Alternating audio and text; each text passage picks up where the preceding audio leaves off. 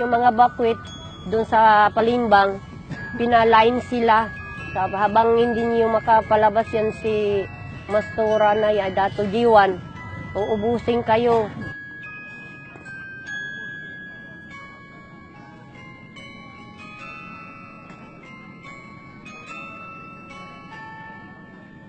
Tapos kami natatakot kami dahil yung nabal, anim yung nabal sa dagat na pinapunta yung ano ng baril sa amin, pinatalikod kami, pinalinya kami. Lubasan sa masjid pa yung mantayan, tapos pinakalot sila. Doon siya magkakalot tapang ka pinanimbak siya, magkatimbak siya, so kapag matay, nasulugo sa masjid, nigkomya sulimay, kunulugo, tapos nidakbag sa kalanding ng masjid. Nilabang yan, so nakaluma namin sa Pispan sa Malisbong. Kaya lahat ng tao doon sa moski, bawat halimbawa ilang minuto, kukuha sila ng tao, dalayin doon sa dalang pasigan, pakalutin sila sa dalang pasigan. Tapos doon sila barilin. Bawat isa may pala. Na yung sumibat, yung mga bata pa, hindi nakabalik. Ma'am.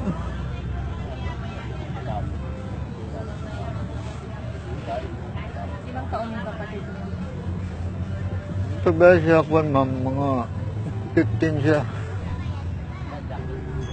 Yung isa, mga 10 years pa siya.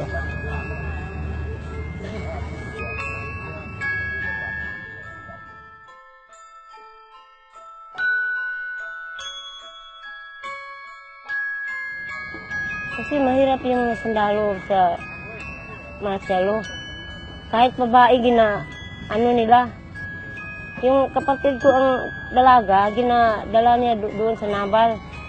Tapos yung kapatid ko ang dalaga, hindi na yan wala na siyang virgin. Ginasamantalaan nila. Tapos medyo sakit kami.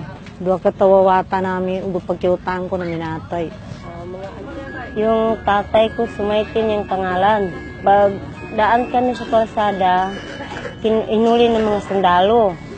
Tapos hindi na siya nakabalik. Yung lulo ko, nandoon sa bahay niya, dinampot. Sa pagkakaalam mo, anong ginawa sa kanila? Yung tinagtad. Ginawa sila ng parang karne. May pasulod sa sako.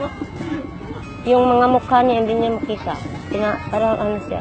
Kinarnin na sila. Yung tatay ko naman, na bumuwi na yung mga military, dumaan sila doon. Every barangay, pinuntahan nila. Sabi niya, yan, isang MP yan, saka rebelde yan. Tinatalian mo na yung mukha nila ng puti. Tapos pinapunta na sila sa mga ng mga nyugan. Sabi niya, yung tatay ninyo nandoon. Sila pang pinaukay. Tapos bago sila pinatay, pinapahirapan mo na sila bago sila pinatay.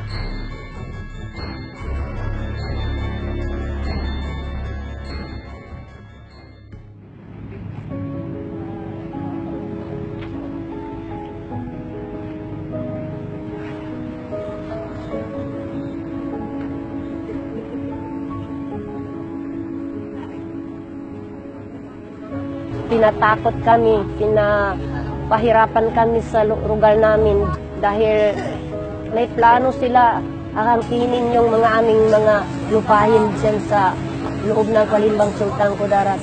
Kasama yung mga manubo, katutubong lumad sa aming mga muro. Kaya nandito yung mga lumad na kasama sa lakbayan na sisira na yung mga nyugan, saka yung mga sagingan namin.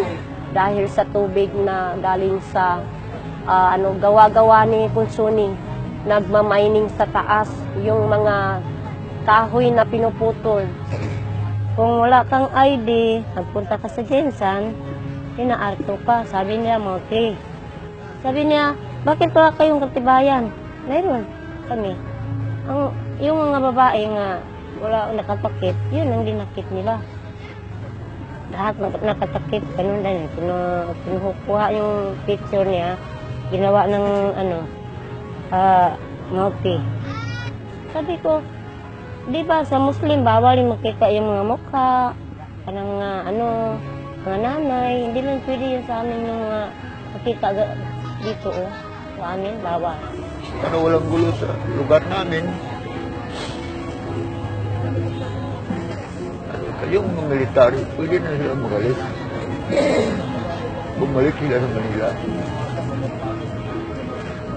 Ayun nang gugulo daw kasi yung mga terorista. Tapos pinaprotektahan na kayo natin sa mga terorista. Hindi totoo yun. Bakit kami guluhin doon?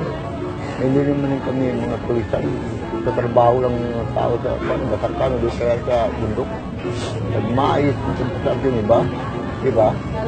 Sana man si Presidente Duterte wag naman gawin yung kung saan nagbubomba.